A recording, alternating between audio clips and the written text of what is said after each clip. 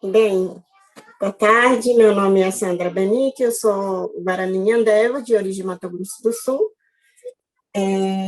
Eu sou professora de ensino fundamental e médio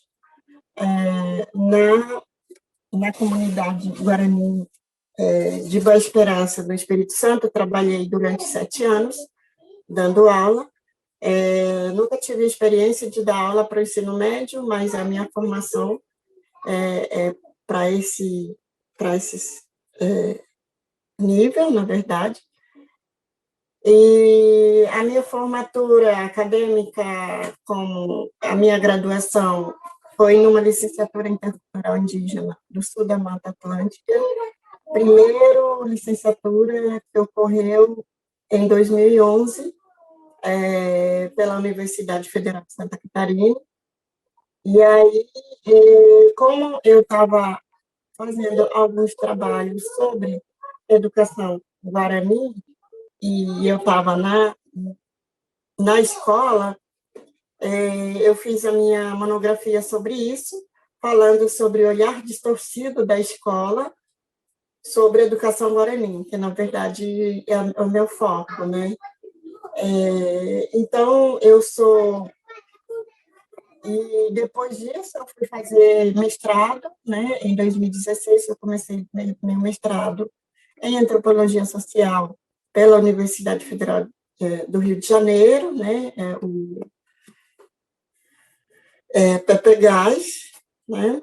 Eu fiz, e aí me concluí em 2018, e aí como todos, né, sempre a curiosidade vai aumentando, aumentando, e como eu não tinha mais criança pequena, porque na época que eu comecei a caminhar fazendo esse estudo para me tornar professora, meus filhos eram pequenos e agora depois já está tudo grande, e aí eu falei, eu vou mergulhar porque naquilo curiosidade, naquilo que eu venho trazendo algumas inquietações, né? E aí eu fui, na verdade, aí terminei o mestrado, fui direto para doutorado, né? E atualmente eu estou ontem foi a minha qualificação de doutorado, então agora estou apta para seguir, para concluir meu doutorado, minha pesquisa de doutorado. E a minha pesquisa vai ser agora foco, na verdade, na minha graduação, o foco era a infância, depois segundo momento, que era mestrado, também sobre educação escolar intercultural. O que é intercultural? Quais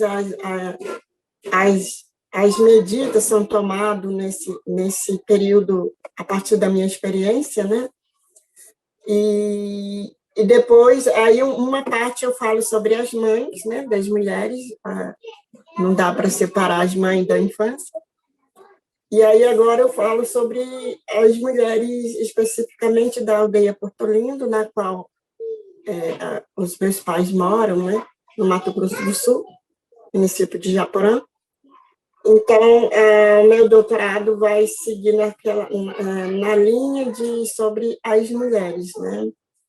Sobre nós mulheres, porque são várias inquietações, são várias provocações, são várias demandas também que surgem, né? A partir dessa minha experiência. Então, é isso a minha apresentação, na verdade, né? E o que eu quero pontuar agora, a partir dessa academia, né, que, na verdade, eu só queria trazer, pontuar, na verdade, o que é educação guarani e o que é educação escolar. Né? O que é educação escolar guarani? No meu ponto de vista, na minha experiência da aldeia Boa Esperança, que fica no município de Aracruz, Espírito Santo, né, onde estão os meus parentes tupiniquim guarani, né, os parentes têm Agora não me recordo quantas aldeias tem na aldeia, né? A aldeia tem, são divididos Tupiniquim e Guarani, aldeia Tupiniquim e Guarani, né? Então, nesse processo, no processo de acordo com o que eu vou falando, né, eu vou, eu vou trazendo algumas diferenças, né, tanto o Tupiniquim, a diferença dos Guarani, e, embora que somos todos indígenas, né, e atualmente nós estamos 305 etnias, né, só no Brasil, e 274 línguas, né? E eu acho que uma das coisas, que, apesar que a língua portuguesa ela é um desafio para nós, tanto para todos nós indígenas, falante da língua materna, né, é um desafio, mas também, por um lado, é uma coisa que se tornou uma coisa importante para a gente ter digamos, essa comunicação, né? Essa comunicação entre os parentes, porque nem todos os parentes, há línguas, né? Há línguas que a gente fala, né? Os Guarani, Caningande, Choclen, Pataxó, Funiô, então várias línguas que dentro desses 274 línguas são totalmente diferentes um do outro. Então é impossível a gente se compreender, né? Cada um mantém a sua língua materna, mas também o português é uma segunda língua para nós que se tornou importante para a gente se comunicar, né? Eu acho que não só entre nós indígenas, mas também entre os não indígenas, né? Claro que nesse sentido ela é importante, mas porém também tem uma dificuldade e também o desafio, né? Como é que porque a língua ela não é apenas só tradução, ou seja, traduzir palavra para outra palavra, né? É totalmente diferente. Então, a partir daí que eu vou entrar sobre a questão da educação, tá? Enfim, eu acredito que esses desafios que a gente busca, né, também trazer nas escolas indígenas de modo geral, né? E eu acho que isso, para mim, né, é fundamental por conta também a gente pode fazer a língua portuguesa, embora é um desafio e dificuldade, ela também se tornou um elemento, ela é um elemento importante para a gente se comunicar, para a gente trazer essas nossas inquietações a partir dela, né? Enfim, então, como eu já falei, eu sou professora, né? Eu sempre lutei para ser professora, e no meu mestrado eu falei sobre essas inquietações, que é a minha inquietações, né? Eu cheguei na antropologia, porque, primeiro que a antropologia, para mim, foi uma das coisas que no meu pensamento, né, que se aproxima mais sobre a realidade dos indígenas, ou seja, não que ela se aproxima da realidade, é que ela traz mais, ela traz mais possibilidade de diálogo dessas diferenças, né? Então, por isso que eu optei para também fazer meu mestrado, doutorado na antropologia, uma das coisas que abre um pouco para diálogo, né? É diferente de outros cursos, por exemplo, curso normal, entre aspas, né? Porque curso normal, existem vários outros cursos, né? Medicina, pedagogia, tudo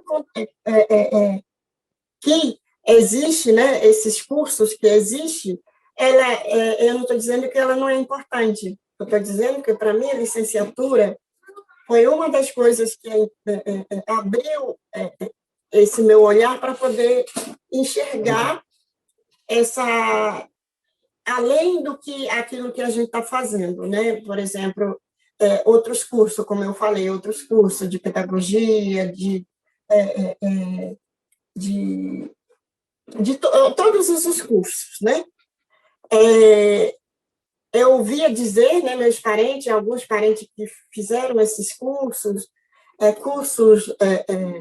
outros cursos nas universidades, eles têm muita dificuldade de abertura para outros diálogos, né? Porque, na verdade, a gente parece que tem que seguir a linha daquele que está sendo proposto, né?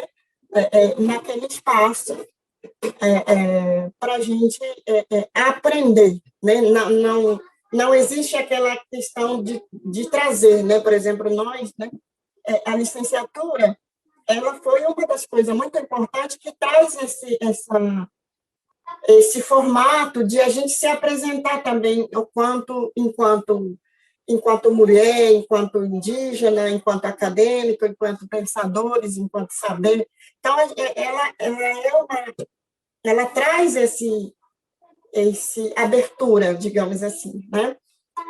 E aí, eu acho que aí, a partir daí, eu me senti mais segura e eu me senti mais autonomia, eu tenho mais autonomia para dialogar, de fato, aquilo que a gente traz, né, como inquietações, como eu falei no começo, né? E eu acho que isso, para mim, me ajudou muito, tá? Me ajudou muito a perceber, são várias coisas, são várias costuras, né? Parece que tem várias linhas, né? E aí você vai ter que perceber essas linhas para poder costurar um ao outro. E eu acho que isso, eu fiz esse caminho, né? E aí, no meu mestrado, eu falei mais especificamente sobre as mulheres por conta disso, porque eu percebo que, embora que existe várias pesquisas que se trata sobre a população indígena guarani de modo geral, mas ela também existe muitas lacunas, né? Quando se trata sobre as mulheres, né? Porque as mulheres têm um outro formato de demanda, de forma, né? A forma de demanda, porque as políticas ela vem a partir da demanda, né? Ela se costura a partir da demanda, né? E pelo menos no nosso costume, por isso que a gente dialoga para a gente fazer algo, né? Esse conversa, né? Entre a conversa, diálogo, ela é super importante, ela é do dia a dia na aldeia, né? Por isso que a aldeia sempre tem suas reuniões, 15 dias, isso vai depender da norma de cada aldeia, né? E tem uns que tem 15 dias, outros têm um mês, mas isso é sempre para a escuta de todo mundo, né? Independente de ser jovem, adulto, mais velhos, mas sempre tem uma guia, né, para a gente entrar num consenso comum, para a gente não excluir essas demandas, né? Então, no caso a minha inquietações veio a partir disso, né? Por conta dessa inquietação, desse silenciamento das mulheres, né? Parece que as mulheres, isso eu comecei a perceber quando eu cheguei na academia, né? Quando eu cheguei, quando eu fui primeiro para entrar no trabalho, né? Eu tive dificuldade porque eu estava grávida, ninguém podia me contratar porque eu estava grávida, porque isso, porque aquilo, era uma burocracia danada. E aí foram os lideranças teve que pressionar para dizer, olha, você tem que contratar, a gente que precisa, não é vocês, então vocês precisam contratar. E aí me perguntaram, eu falei, eu quero. Na verdade, a comunidade me chama, né, para perguntar se eu quero, então, se eu falar que eu quero, eles vão me indicar, né, para dizer, olha, fulana quer trabalhar, quer fazer isso, quer fazer. Então, para eu poder trabalhar com agente de saúde, na época, eu tive dificuldade, né, porque eu estava grávida, depois acabou, quando isso passou, né, conseguimos, e depois, agora, depois que eu tive filho, né, na aldeia, a gente pode carregar nossos filhos, colocar no nosso filho no mondear, né, e andar e trabalhar, sem problema nenhum, né? Sem problema nenhum de a gente trabalhar com nossos filhos no colo e até mesmo as crianças, as pessoas ao redor, né? Eles estão aí para ajudar, né? Só que a partir do momento que eu saio da aldeia, isso não existe, né? Essa coletividade não existe, né? A mulher tem que deixar os filhos não sei aonde para trabalhar, porque senão não trabalha, não consegue trabalhar. Então, essas dificuldades, tem outras dificuldades, né? E aí, por isso eu fui, né, voltando à relação ao meu mestrado, questionar essas questões. Por que é isso, né? Será que a gente tem... Como é que é isso? Se é fora a gente tem autonomia ou não tem autonomia? Essas questões, né? E aí, enfim, e aí todas essas questões que eu trago a partir das minhas inquietações, da minha própria experiência de dificuldade que eu passei, que eu enfrentei, né?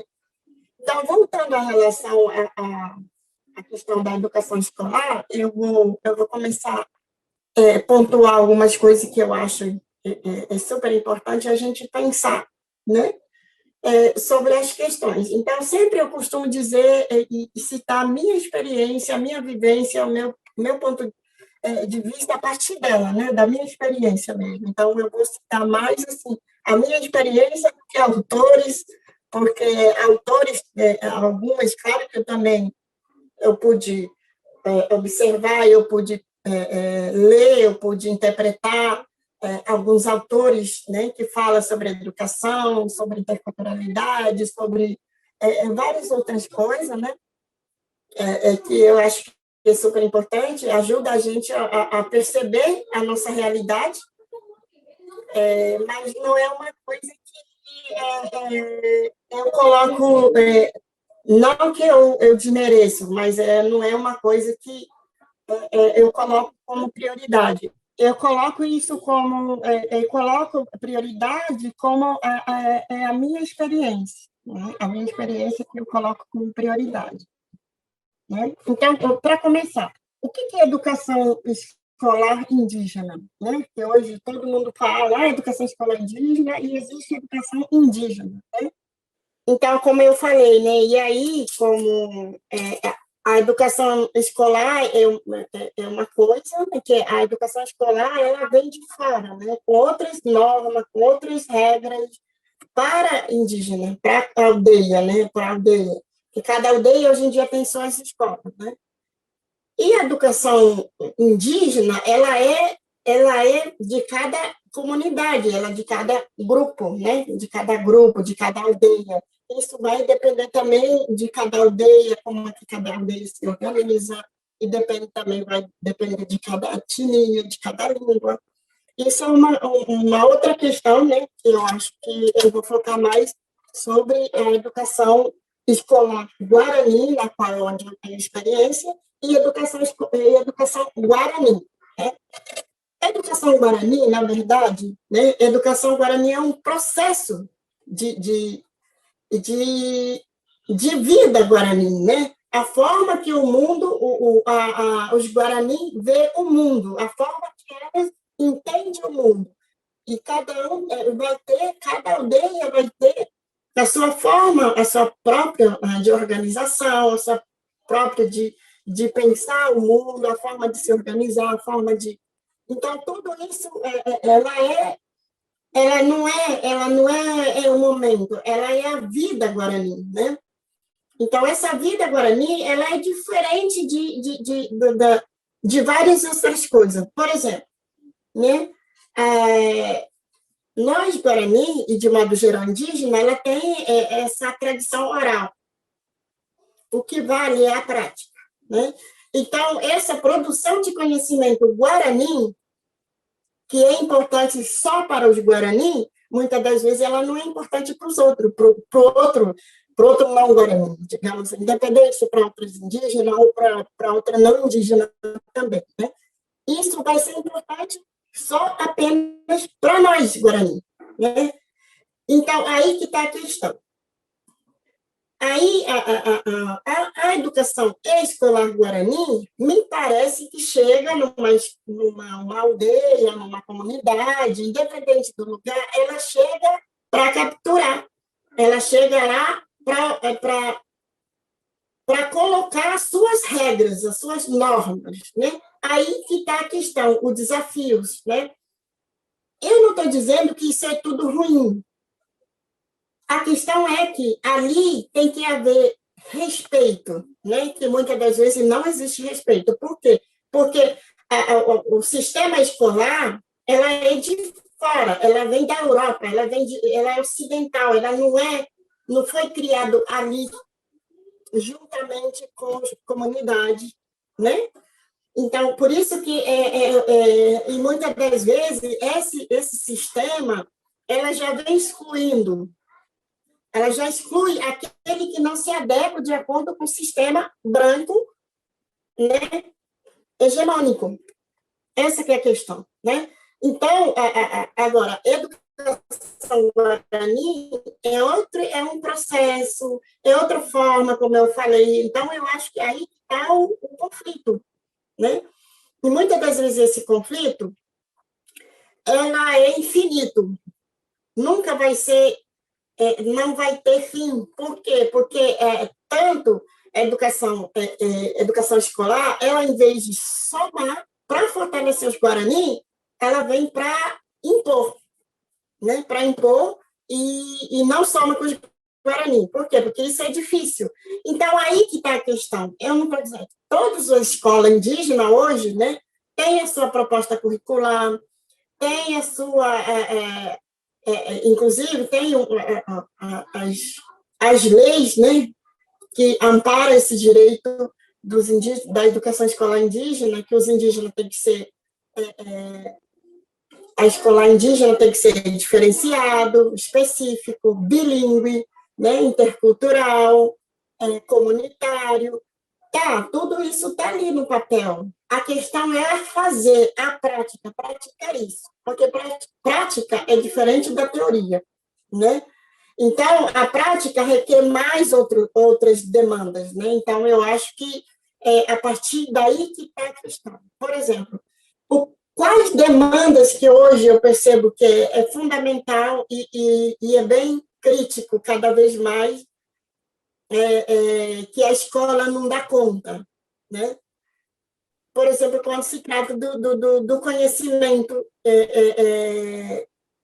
de, conhecimento guarani. Vamos supor que vão tratar de conhecimento guarani. Conhecimento guarani, ela é totalmente prático, diferente, não cabe na escola, né? Esse conhecimento guarani, ela requer um processo, né? E também não separa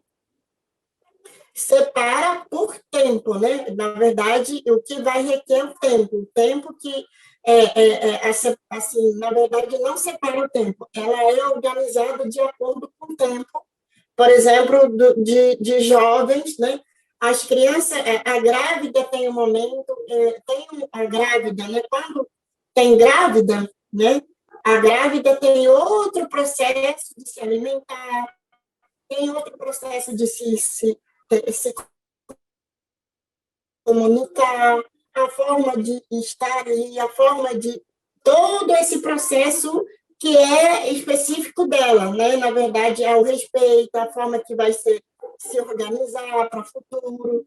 Então, pensando já na criança, né? Na verdade, ela faz isso, a mãe faz isso para a criança, para o bem-estar da criança. Aí depois nasce a criança, aí tem outro processo, né? De educar essa criança, na verdade, educar, na verdade, não é educar, na verdade, é produzir conhecimento, né? Produzir conhecimento junto, né? E aí, depois tem outra etapa, que vai ser o ritual, né? De meninas ou meninos, aí vai ter outros rituais, na verdade, e depois do ritual, depois de passagem para adulto, tem outro momento que de cada grupo, cada geração tem que fazer determinadas coisas. Por exemplo, o ritual, que é muito importante, né? O ritual, a passagem de adolescente para adulto, né? Que o Juruá chama isso, né? O Juruá não indígena chama isso, mas para nós a gente chama para os meninos, por exemplo, Nhenguçu. Nhenguçu significa engrossar, no período de engrossar a voz, para os meninos.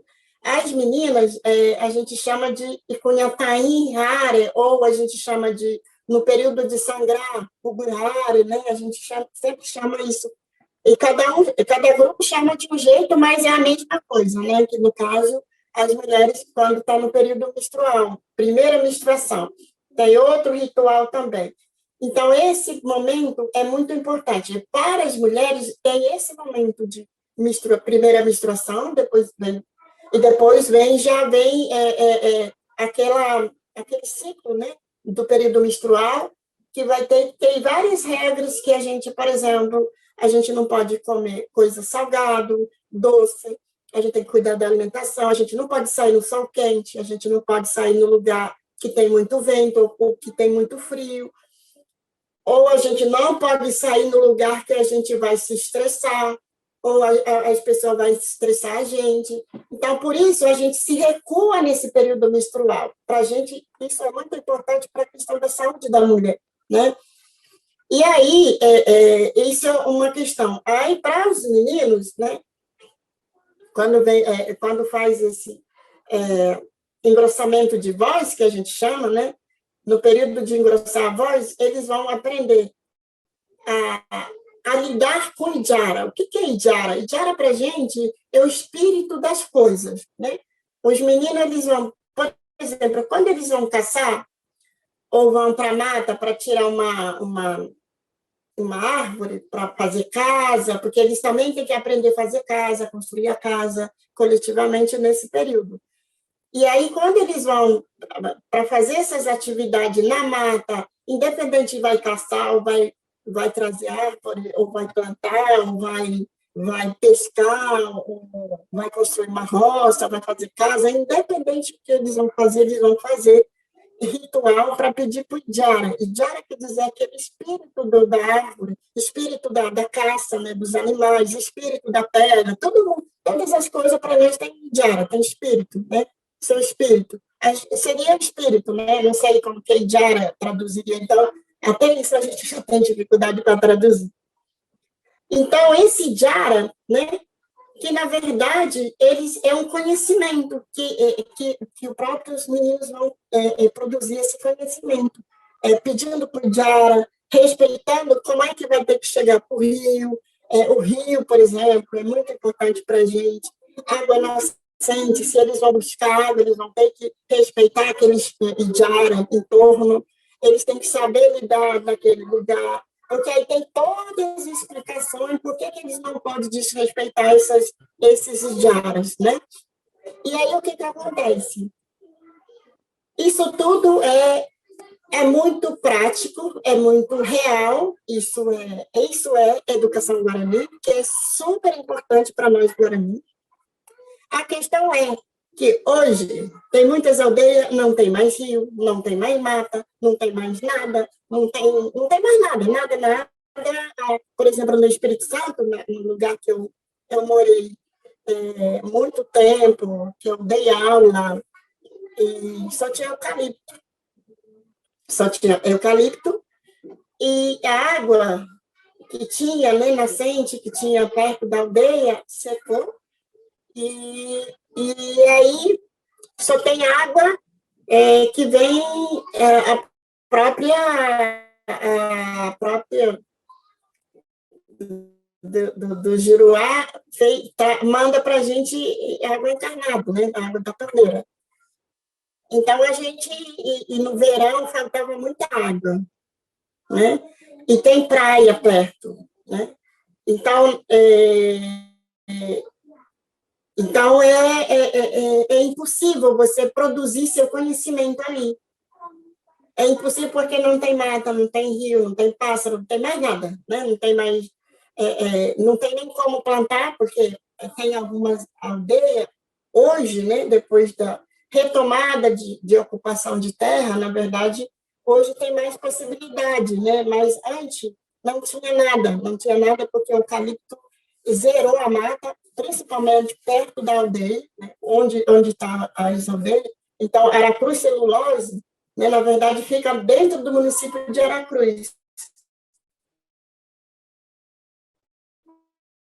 que é o próprio né? Não tem nada que para a gente continuar produzindo, reproduzindo o nosso conhecimento. Essa que é a questão.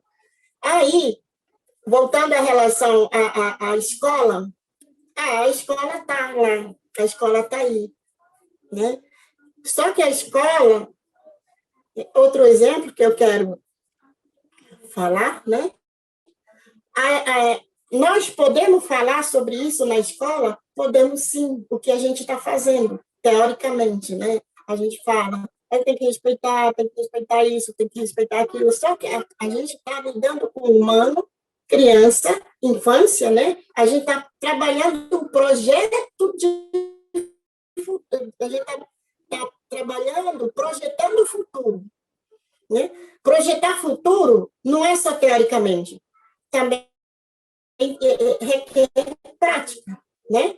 E como é que você vai falar para uma criança que você vai falar assim, respeita isso, respeita aquilo, né? Isso tem isso, é fundamental, é muito importante, mas ela nunca vai tocar nesse objeto, nunca vai sentir que a importância daquele espaço, a importância da árvore, a importância do rio, a importância da cachoeira, a prática, eles nunca vão entender que isso, de fato, é importante, né? Porque criança, a gente a infância são futuro gerações, na verdade, eles vão ser futuro adulto, né? E eles precisam, no meu ponto de vista, eles precisam praticar isso, ele precisa sentir isso para expressar para os outros, né? Como a gente expressa para os outros enquanto Guarani, enquanto indígena, é por isso que a gente é afetado diretamente nesse espaço, né? Quando a gente não tem mais referência de produzir nosso conhecimento, para produzir nosso conhecimento. Então, é diferente. A escola, ela dá suporte para discutir o espaço, para discutir sobre, mas só que ela não dá condições de a gente sentir aquele objeto que a gente está estudando, aquele objeto que a gente está falando. É diferente. Então, parece que a gente só fala, né? E aí eu lembro de uma vez, né? Um exemplo que eu sempre trago, a gente está falando, né? A escola tem que levar seu costume, seu sistema, tem que falar sobre isso. Aí eu lembro que uma vez eu estava trabalhando sobre essa questão do costume guarani, o conhecimento guarani, e sempre começa a partir dela, né?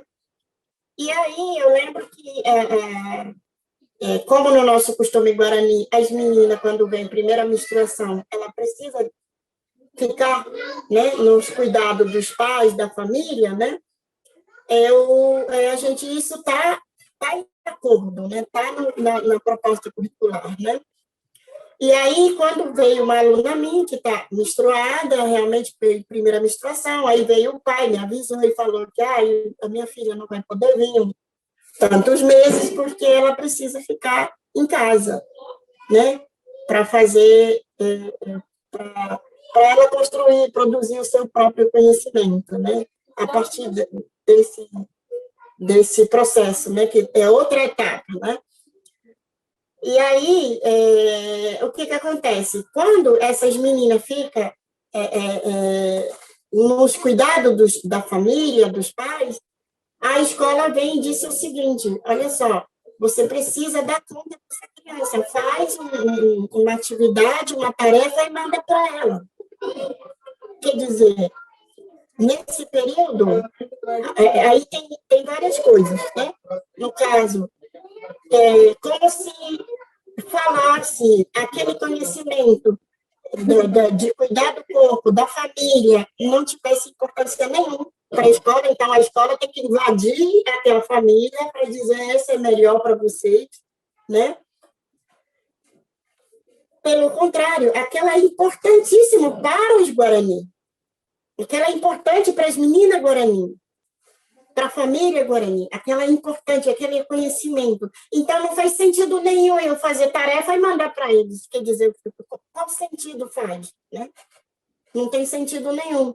Então, aí, você já pode perceber que o quanto o próprio sistema escolar, ela também digamos, excludente, ela não tem mínimo respeito nesse espaço quando o quanto ela tem domínio, né, sobre nós, todos nós, né? Quer dizer, aquele pensamento diferente do sistema hegemônico branco, parece que ela não faz parte desse espaço, né, no sistema, né, no sistema escolar. Então, esse que você está falando, né, enquanto Guarani, enquanto quilombola, enquanto indígena, cangangue ou independente, quando você é diferente daquele sistema hegemônico, né, pensamento hegemônico, você não é respeitado, você é inferiorizado. Então, essa que é a questão, né? Então, por isso que eu sempre busco trazer essa importância para a escola, mas como a gente fazer isso? Como que a gente vai fazer isso para ser mais democrático? Digamos assim, respeitar o espaço de cada um. O espaço escolar, não estou dizendo que isso não é importante, eu estou dizendo que o espaço escolar ela é importante, né? Hoje, ela é importante para a gente dialogar, para a gente trazer essa nossa diversidade, nossas inquietações, tanto na escola fundamental, ensino fundamental, de educação infantil até graduação, pós-graduação, ela é importante ser entendido dessa maneira. Isso é importante, o espaço para somar, para fortalecer ou dialogar, fortalecer esse pensamento, diferente pensamento, de conhecimento, e também trazer esse diálogo, e não dizer, não, esse não é bom, esse aqui é melhor. Né? Não é isso. Não. Eu acredito que o que está acontecendo, de modo geral, é exatamente isso. Né? É a importância das tecnologias que entra, tecnologia branca, estou dizendo que tem tecnologia branca que vem de fora. Né? Eu não estou dizendo que a gente nunca tivemos as nossas tecnologias. Nós, indígenas, temos a nossa tecnologia incrível, como eu falei agora há pouco, né? A nossa tecnologia de sustentabilidade, exatamente dizer para as crianças, desde pequeno, você vai tomar banho ali, mas você vai pedir para o Idiara, né? Você vai pedir para o Idiara para que você tenha respeito pelo esse Idiara, senão eles vão se desencantar, isso mesmo, os mais velhos, as mulheres mais velhas, nossos anciãos e anciões, nós ensinamos exatamente para a gente ter esse respeito. A gente não enxerga, mas a gente pode impactar se a gente não respeitar, se a gente não pedir. Então, é isso que eles estão falando para a gente. Isso é uma outra tecnologia de ensinamento, de levar isso adiante, né? Então, por isso que nós, né, nós indígenas, sempre a nossa sabedoria, o nosso corpo, o nosso bem-estar, a nossa sabedoria está todo relacionado com seres da Terra, humano e não humano. A gente não está separado um do outro. Eu não me vejo separado do rio, não me vejo separado da Mata Atlântica, não me vejo separado dos peixes, não me vejo. É parte desse lugar, eu faço parte de todos, né? A questão é que cada um sabe fazer as suas funções para respeitar essas diferenças, né? Cada um tem seus lugares, cada um tem as suas limitações, cada um tem as suas falas, a sua forma de estar no mundo. Então, por isso que a gente respeita essas diferenças. O que acontece? Para nós indígenas, de modo geral, a nossa diferença, na verdade, está a nossas, eu diria assim, a fronteira, as nossas limitações está na nossa diferença, né? Por isso que a gente nunca separou a terra, o espaço, né? Como o Juruá separa, né? Nós não fomos nós, indígenas, Guarani, ou Caingangue, ou Xoquém, ou o Pataxó, e outros vários indígenas que existem no Brasil, que fala isso aqui é Paraguai, isso aqui é Uruguai, isso aqui é Brasil, isso aqui é Argentina, isso aqui é teu, isso aqui não é. Então, não foi nós que separamos. Isso foi a própria pensamento branco que fez para dominar a sociedade, né? Para a questão domínio da sociedade. Hoje, você não pode entrar, por exemplo, para pegar uma água no proprietário privado, porque você pode levar bala, pode levar qualquer coisa, e que você invadiu, entre aspas, né? Na verdade, você invadiu porque você invadiu para pegar uma água, o que acontece muito no Mato Grosso do Sul, né? Muitas das vezes, né, as crianças, né, os jovens, como não tinha mais hoje, né? Ainda bem que hoje, depois de muita luta, depois de muitos violência, de massacre, os parentes estão retomando seu espaço, né? Seu espaço onde tem rio, onde tem água nascente, onde eles podem, não precisa mais entrar escondido para pegar água nascente da fazenda dos outros, né? Porque, na verdade, quem se colocou lá foram os próprios fazendeiros, né? Então, é isso. E aí, depois, a gente ainda é criminalizado, achar que a gente que está invadindo a propriedade do outro. A gente não está invadindo, a gente está indo buscar aquilo que é necessário, a nossa necessidade, a nossa demanda de a gente beber água, de a gente pescar, de a gente buscar peixe para se alimentar, né? E aí, nesse sentido, eu retomo um pouco dessa ideia de que a terra, na nossa visão guarani, ou de modo geral indígena, que eu percebo, eu observo muitos parentes indígenas também dizem a mesma coisa, né? A gente não divide a terra, a gente divide pessoas por causa da diferença para que a gente se respeita enquanto pessoas, enquanto não pessoas também, porque a gente também respeita os peixes, os rios, as árvores, a gente respeita a água nascente, né? Por isso que a gente pede para o espírito de água nascente para ir lá beber água. A gente não chega chegando, a gente não chega e demarca para dizer que isso é meu, porque a gente acredita que essa história. Então, toda essa história, né? Essa história, nós temos a nossa narrativa que explica como surgiu o mundo para nós Guarani. E para nós Guarani, existe os seres da terra, que a gente chama de Iwipori. Iwipori quer dizer seres da terra, independente de animal ou não animal, todas as coisas, seres da terra, né?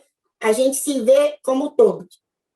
E depois existe o Urupá. O Urupá quer dizer terra, como se fosse o berço das seres da terra, né? E aí que está as coisas entre nós, incluindo nós enquanto humanos, né? Enquanto humano carne. Estou falando enquanto humano carne. Porque depois a gente acredita que o nosso espírito continua, só que não está mais como carne, né? Como nós agora, como eu estou, assim, a gente se falando, né?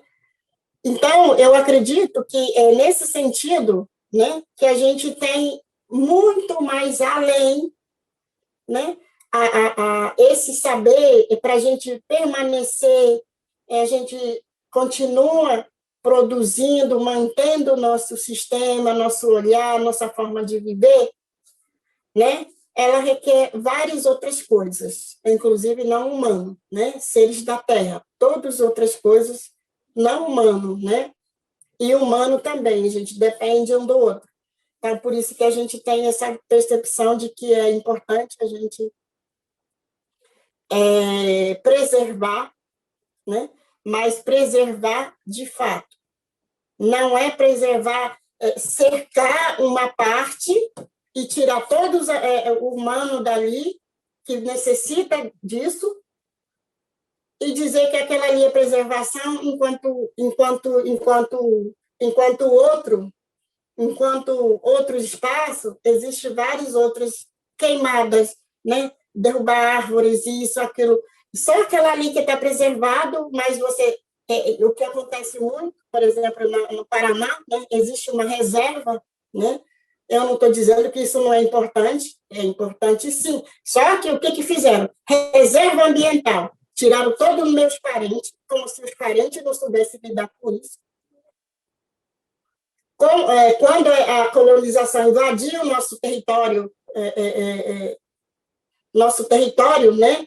A gente já estávamos aqui, a gente não devastou tudo, né? Então, nós sabemos lidar com isso. Agora, o próprio sistema esse pensamento de Uruguai vai vir, né?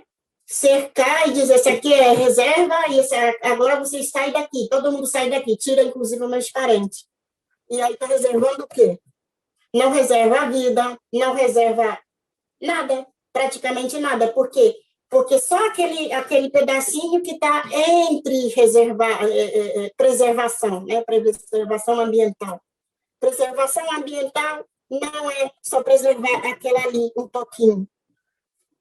Preservação ambiental, né? É preservar a vida, saber, né, respeitar e trazer também esse pensamento, como resolver essa questão da preservação ambiental, porque ambiental não é só aquele pedacinho, é o mundo, é a terra, né? A terra como todos, né?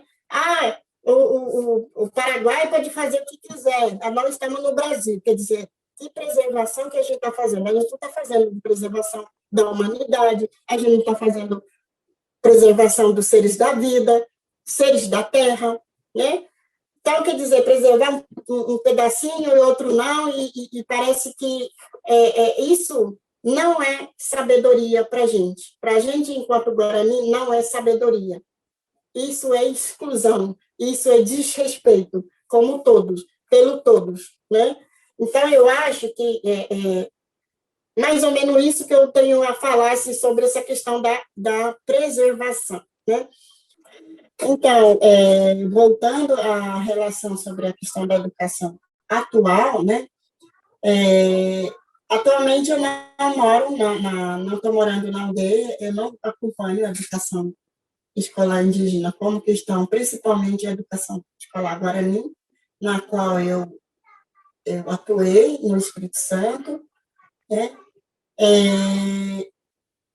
A última notícia que eu recebi de alguns professores, eles estavam tendo dificuldades, né, na verdade, de voltar para a aula, não estava tendo aula, porque nem todas as crianças têm acesso à internet, nem todas as crianças têm coisas para fazer aula virtual, por exemplo, para acompanhar virtualmente. Então, para não ter esse problema, né, a maioria estavam parados e também eu acho que é um desafio também, como que a gente pode trabalhar isso em relação à questão. Então, eu não tenho, assim, mais específico, né, algo específico para falar sobre a educação escolar atual, né, como que está atualmente nas escolas Guarani, na qual eu atuei, e também da aldeia Porto Lindo, que é na qual eu estou agora. Como o meu irmão é professor de lá, eu fiquei sabendo algumas coisas, também está tudo parado, mas eles estão decidindo a voltar agora aos poucos, né, em massa, mas ainda está previsto, ainda não está liberado para acontecer, funcionar as aulas, né? Então, eu não tenho muito sobre essa questão no período da pandemia, ficou tudo parado, isso de fato parou, né? Parou todos, e até agora estão parados. E é um desafio, né, para todos nós, não sei como que eles vão se organizar para voltar aos poucos, né? E em relação a isso, eu não tenho muito conhecimento sobre essa questão, mas eu tenho algumas notícias que dificuldade, né? Nós sempre tivemos dificuldade na aldeia, porque a aldeia, muita gente acha que a aldeia tem tudo, a aldeia é um privilégio. Muitas aldeias têm várias dificuldades, né? Ter acesso ao transporte, ter acesso à internet, ter acesso a várias outras coisas, né? E por achar que a escola indígena tem que ser feita em qualquer lugar, de qualquer maneira, né? Então, eu acho que isso, eu vinha observando algumas questões. Claro que, de fato, é importante a gente, como eu falei, é importante a gente, existe aula na mata, existe aula, tudo que é um processo, né? Por exemplo, de construir a casa, né? Construir roça, ir pescar, ir buscar, tudo é um processo, isso é um ensinamento. Então a escola, ela continua, né? A escola continua dando essa ideia de que o que a gente sabe não é importante, né? Na verdade, essa é a questão. Então, eu falei nesse sentido, né? E aí, voltando à relação sobre essa questão da educação, né? De fato, como é que é um processo, né?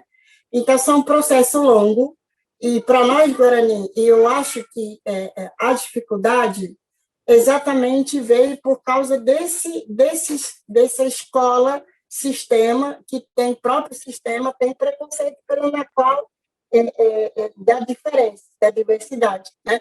A escola não tem preconceito, ela, na verdade, ignora totalmente, automaticamente, aquele que não se adequa dentro do próprio sistema, né? Claro que existe, né, como eu falei anterior, né, as leis que amparam o direito da escola indígena a ser diferenciada, específica, mas isso requer outras demandas, e ela é preciso ser respeitado e também ser apoiado, né?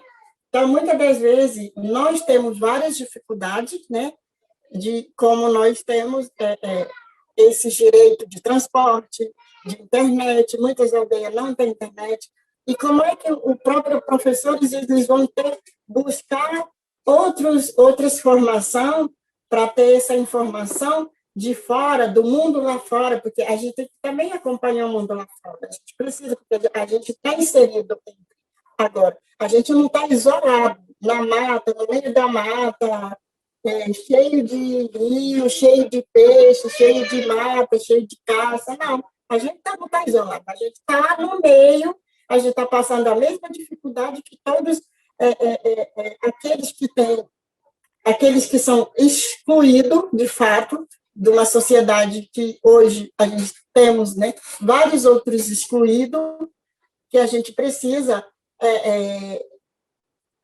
entender também que nesse meio, a gente está nesse meio dos excluídos, né? E aí, a partir dela, que a gente fica com esse desafio de a gente sobreviver nesse meio, né? E aí, eu acho que, se for assim, parece que esses excluídos, se a gente tivesse mata fechado, cheio de caça, peixe, cheio de frutas, todos aqueles que nós tínhamos antes da invasão europeu, na verdade, a gente poderia, sim, a gente não precisaria da internet, não precisaria de outras coisas, né? Porque hoje a gente precisa dialogar com essa sociedade que está por fora.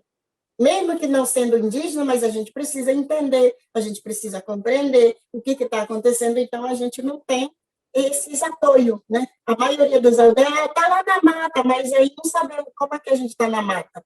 Ninguém, a maioria da população brasileira, a sociedade brasileira, não tem conhecimento sobre esses indígenas que estão ali, se está passando necessidade, está passando dificuldade, ou não, achar que a gente está no meio do mato intocável. Isso não é verdade. A gente sabe que a Amazônia sendo invadido de uma forma desordenada, né? Então, A Amazônia está nessa situação, imagina em outros lugares, né? Então, eu acho que é nesse sentido que a gente precisa, sim, ter as tecnologias branca, né? Não que a gente não precisa, então, ela precisa, é importante, faz parte hoje em dia para a gente se comunicar entre professores, entre os não indígenas, entre as crianças também entender como que está. Então, elas precisam. E hoje, né?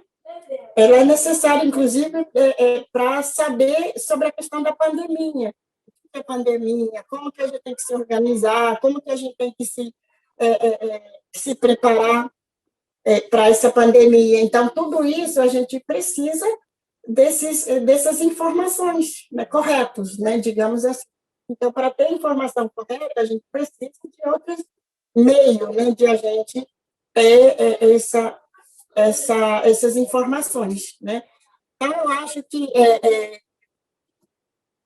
assim, no meu ponto de vista, né, eu acredito que isso é muita coisa, né, para a gente ainda, né, trazer isso, né, e muita gente, infelizmente, não tem, muitos brasileiros não têm informação sobre isso.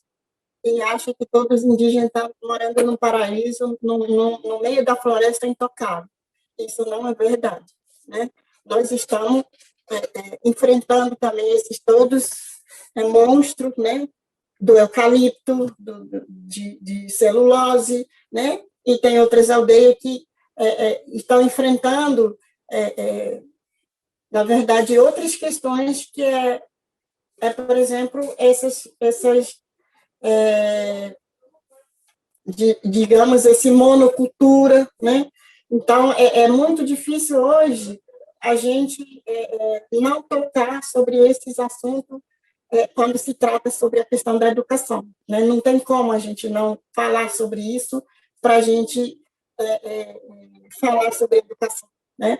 A educação é parte, a educação é um processo, então a educação é parte da saúde, é parte da questão cultural, parte de todos, parte da vida, né? E também dos seres da vida, seres, né? Seres da Terra, né? Então, a gente precisa dialogar com essas questões, né? Que a gente está enfrentando para a gente, de fato, né? Para tratar sobre o assunto da educação. O que é, de fato, a questão da educação, qual a importância da educação e que educação que nós queremos para cada comunidade. Não é também não é todos igual. Nem todos querem aprender fazer medicina, não, nem todos. Então, a gente, por aí já começa. Por exemplo, e outras coisas que eu acho, como eu falei, é super importante a gente entender como ser humano, né? Entender, né? Como eu percebo isso enquanto ser humano, porque isso também a minha experiência me trouxe para eu poder compreender essas questões de que o que é importante para mim, né? O que é importante para mim enquanto mulher guarani, enquanto indígena, né? O que é importante para mim? Isso não impedir que eu avanço no meio entre outras coisas, não impedir de mim para eu poder me fortalecer enquanto mulher guarani, enquanto mulher, né? Indígena. E eu acho que isso é super importante. Só que tem aí as questões é que é o seguinte: o que é importante para mim, se não é importante para mim, também eu não quero que o outro pratique. Mais ou menos isso, tipo isso. O que não é importante para mim, eu não quero que o outro também façam isso. Né? Quer dizer, parece que a gente tem que se enquadrar no pensamento hegemônico ali e seguir aquelas regras, né? Uma regra única, né? Digamos assim, sistema único, sistema único de cultura, pensamento hegemônico, vamos dizer assim, né? E não existe isso. Não existe, primeiro, que nós somos de diferentes gerações. Tem uma coisa, existe diferentes gerações, isso já é independente branco com branco, ou indígena com indígena, tem uma questão, né? E depois também tem o espaço, né? O espaço na qual onde você está inserido, né? E como aquele sociedade em torno, ou como aquele espaço em torno, o que é aquele espaço? E a gente vai começar a se desenvolver de acordo naquele espaço na qual a gente também se insere, enquanto família, enquanto pessoa, enquanto comunidade, enquanto espaço. Então, a gente é aquele todo pedacinho de cada coisa que nós carregamos no nosso passo, né, na nossa caminhada, né? Então, eu acredito que isso é super importante a gente pensar também na educação, né? Para a educação e na educação, porque eu acho que isso é super importante, pensar esse lugar, né? E uma das coisas que eu vinha colocando isso observando muitas coisas, né? Muita gente fala assim, eu sou brasileiro, eu tenho orgulho de ser brasileiro, mas não sabe a história brasileira de fato, como que foi esse processo brasileiro, né? Esse ser brasileiro, né? Isso é uma coisa que é muito comum, né? Você vê. E outras coisas, né? Muitos falam assim, eu sou São Paulino, eu sou paulista, eu sou carioca, eu sou,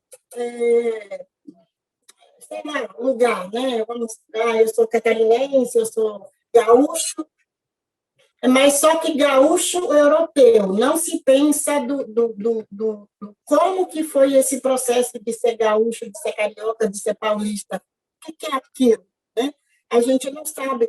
E aí, a gente, quando chega numa universidade ou na escola, a gente começa a falar sobre a guerra, Revolução Francesa, guerra, isso, aquilo, outro, a gente fala de outra coisa. A gente não fala da nossa casa.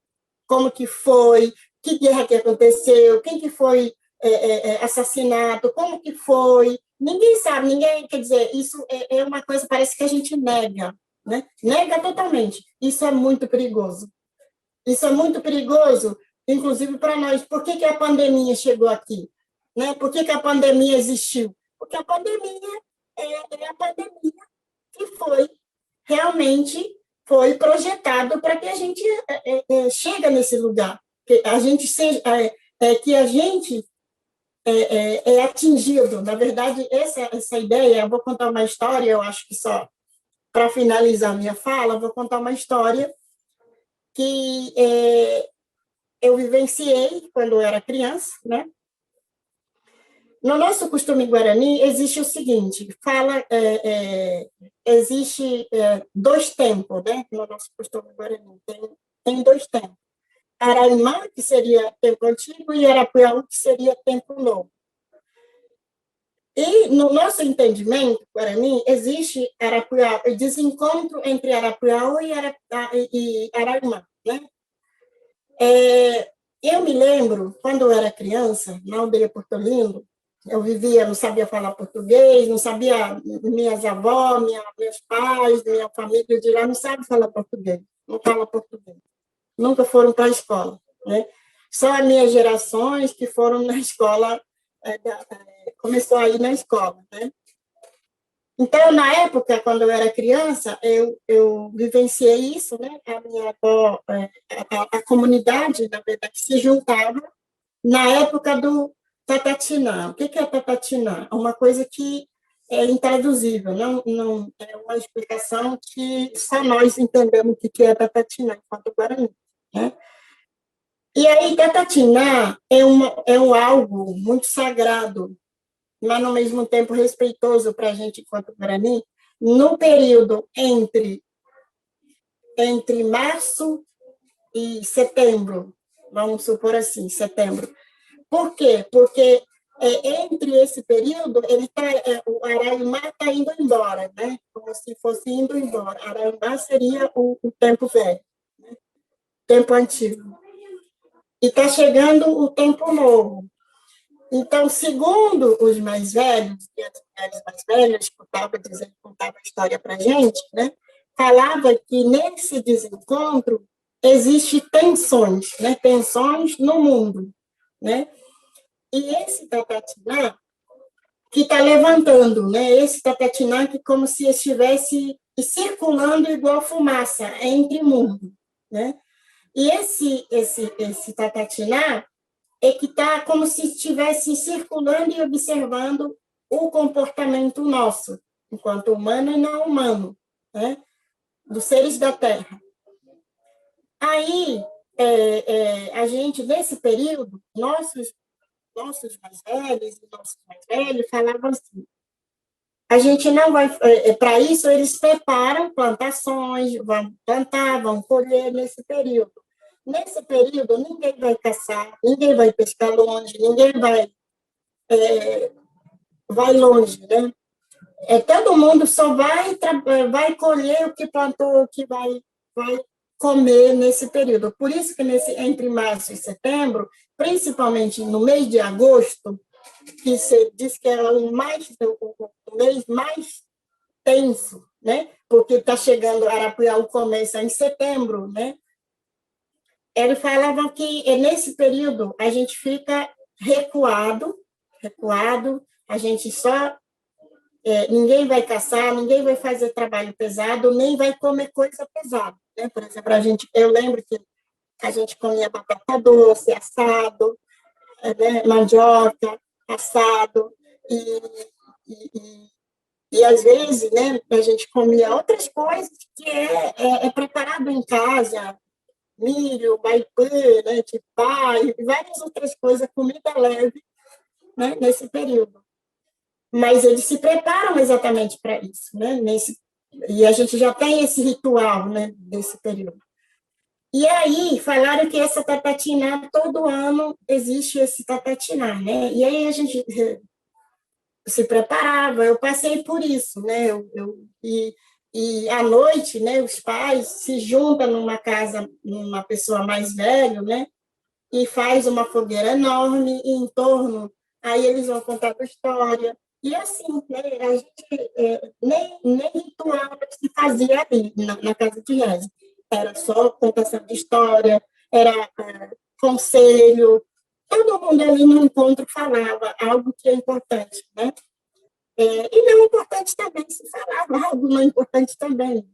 Se contava piada, ria, e, e, e é isso, né? Mas era um momento de alegria. E aí eles falavam que nesse período a gente tem que se tornar uma pessoa generoso, uma pessoa tolerante, saber escutar, né, nesse período, porque aquele momento não era um período de a gente ficar tenso, raivoso, né?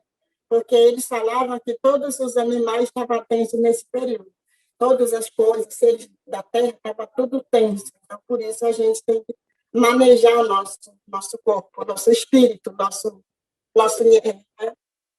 E aí, e eu lembro disso. Em 2000, eu fui para o Espírito Santo. Né? Em 2000, eu fui para o Espírito Santo, né? Como eu me mudei para lá, eu fui para o Espírito Santo. Eu conheci a Dona Aurora, né? Uma senhora guarani, que é referência para muitas mulheres também. Ela fez sua caminhada com seus filhos, foi abrindo várias aldeias, Paraty, no Rio de Janeiro, para São Paulo, depois ela foi para o Espírito Santo. Ela tem uma história muito Nhandessi, né, que ela é uma Nhandessi, que é uma feminina, líder feminina muito importante, né? Enfim, aí quando eu cheguei no Espírito Santo, eu conheci ela e tal, aí eu comecei, aí a gente morou lá, ficou lá, e um belo dia, né, eu tenho um filho pequeno, na época ele era pequeno, né, o meu filho tinha 2 aninhos, aí ele ficou doente. E a gente, de costume, né, sempre vai lá escutar a conversa, né, porque ela tinha uma casa enorme, e todo mundo, os netos da comunidade, as pessoas iam lá para escutar ela, né?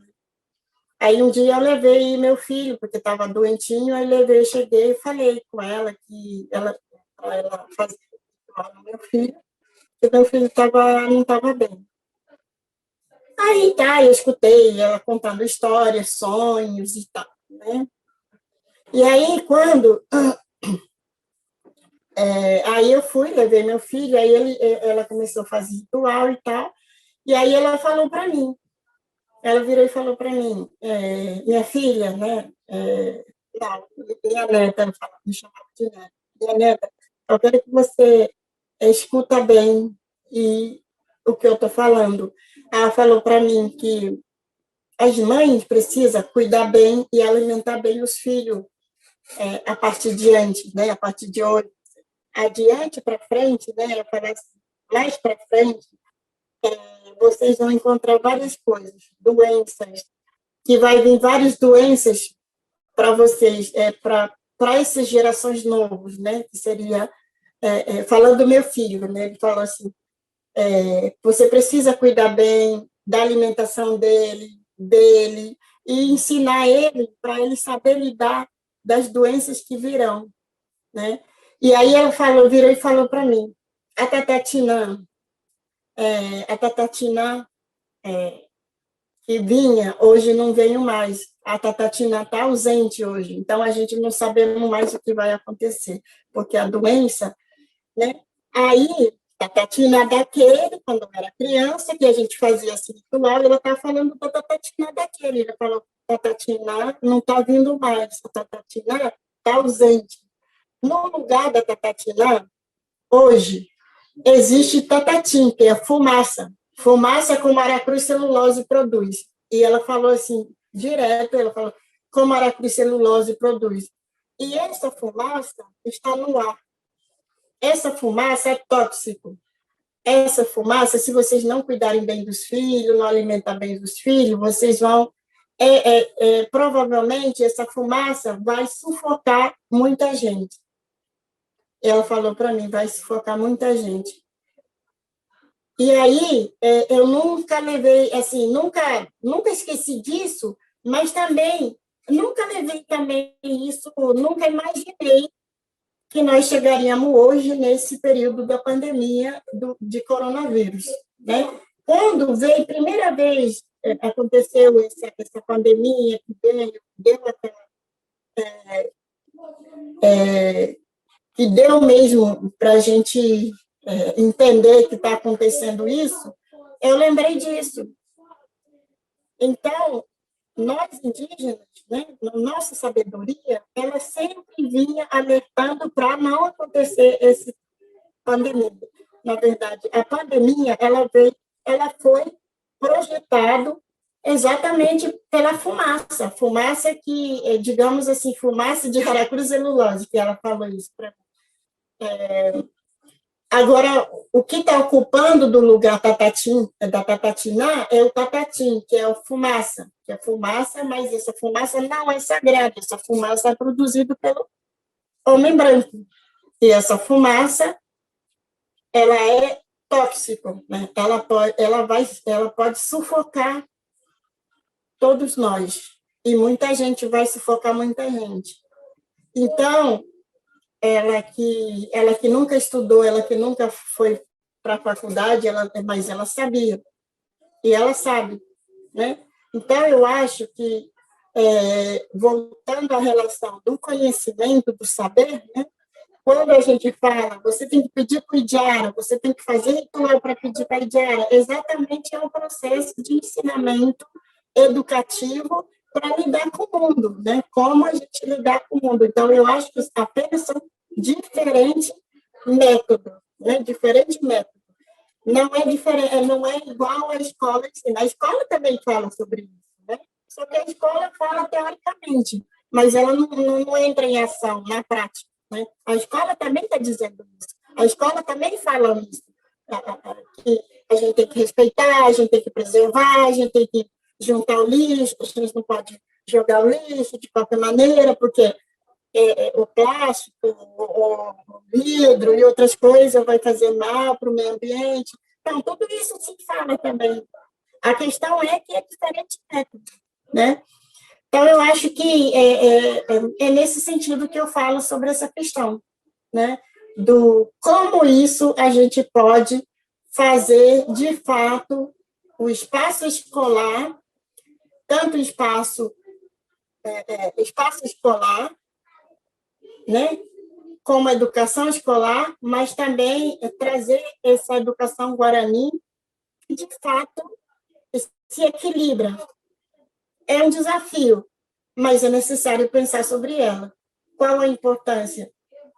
Na verdade, o papel da escola, o papel do sistema escolar nesse espaço. Né? Que pode,